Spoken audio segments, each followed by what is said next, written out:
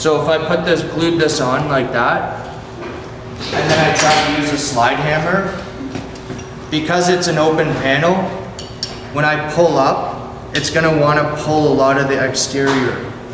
So what'll happen is you'll pull it here, but you're gonna end up with like too much of the mound. Or you're gonna try and pull it, and it's just gonna flex instead of actually pulling the dent. It'll just flop.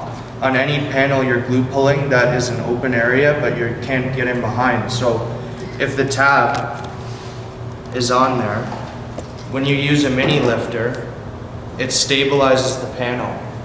So when you make that pull, these pads are holding the exterior down and you get a direct pull.